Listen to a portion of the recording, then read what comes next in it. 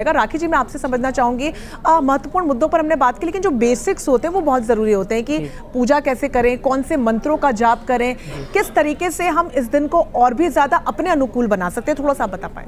देखिए, अगर मैं आपसे कहूँ टीवी पर बैठ कर के आप मंत्रों का जाप करें, आप रात को जागें, तो ये सब करने की कुछ भी ज़रूरत नहीं है। अगर आप प्रेग्नेंट हैं तो भी डरने की ज़रूरत नहीं है, क्योंकि सूर्य ग्रहण भारत में नहीं है, लेकिन ये खगोलीय घटना है जो आकाश में घूमेगा और आकाश में होगी, तो उसका असर आप पे और मेरे पर ज़रूर होगा। 12 राशियों पर नहीं, पूरे विश्व में होगा। जैसे कि मैं आपको बताऊं कि सूर्य कहीं पर भी हो, जब रात में ग्रहण लगेगा उस टाइम आप और हम सो रहे होंगे। अगर आप प्रेग्नेंट हैं तो आपको कोई पूजा पाठ करने की ज़रूरत नहीं, आप आराम से सोएं। सबसे बड़ी बात तो आज ये है कि आज अमावस है, हमारे पितृ विदाई हो रही है, हमारे पितृ आज जा रहे हैं, तो आप शाम के टाइम पर उनके जाने के लिए अपने घर के आंगन में, अपने घर के दरवाजे पर एक दिया जलाएं। उन्होंने कहा ये अग्नि, ये प्रकाश हम आपको दे रहे हैं, और जो भी दान आज हमसे बन पाया वो हमने किया। आप हमें आशीर्वाद देकर जाएं कि सब अच्छा हो, पितृ आशीर्वाद देकर जाएंगे तो सब अच्छा होगा। फिर आप अपने घर की चौखट को धोइए, क्योंकि कल माँ हाथी पर बैठकर आ रही है, और जब माँ आती है ना तो बच्चों के साथ कभी बुरा नहीं होता।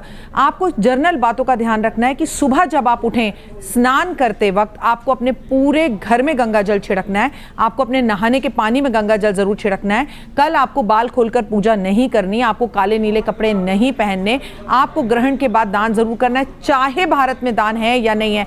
ये तो हमारे बुजुर्ग बना गए हैं, इस बहाने से एटलीस्ट उनके घर में अन्न पहुंचता है जिनके घर में नहीं होता। मैं नहीं कहती कि ग्रहण का दान जाकर आप पंडितों को करें, जरूरतमंद व्यक्ति के घर में गुड़, गेहूं, या उसने व्रत रखा है नवरात्रों का और उसके पास नवरात्रों का भोजन नहीं है, या सिंघाड़े का आटा नहीं है, कुट्टू का आटा नहीं है, तो वो दीजिए, इससे आपको बहुत ज्यादा फायदा होगा। ग्रहण के टाइम पर गंगा स्नान करना बहुत अच्छा होता है। अगर हम गंगा स्नान करने नहीं जा सकते क्योंकि कल माँ आ रही है, तो आप अपने घर में ही गंगा जल का पवित्र प्रयोग कर सकते हैं। दान जरूर करें, सब लोग अलग अलग करें या घर के सारे परिवार के लोग एक ही जगह पर दान करें, उतना भी चलेगा।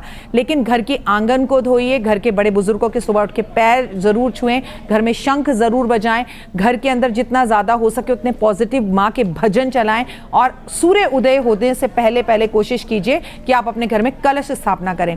कितना भी बड़ा ग्रहण क्यों ना हो, जिसके घर में कल कलश स्थापना होगी उसके ऊपर ग्रहण का असर नहीं होगा। परंतु क्योंकि ये खगोलीय घटना है, तो जिन जिन जगहों पर आदरणीय सर ने बताया कि इन जगहों पर ये ग्रहण लग रहा है, उनकी शेयर मार्केट गिरेगी, उनके ऊपर उस ग्रहण का असर होगा। जब उनकी शेयर मार्केट गिरेगी और उनके ऊपर ग्रहण का असर होगा, इंटरनेशनल मार्केट गिरेगी, तो इंडिया पर असर ना हो सके ये नहीं हो सकता। तो मतलब डायरेक्ट इनडायरेक्ट असर तो भारत पर भी होगा ही होगा।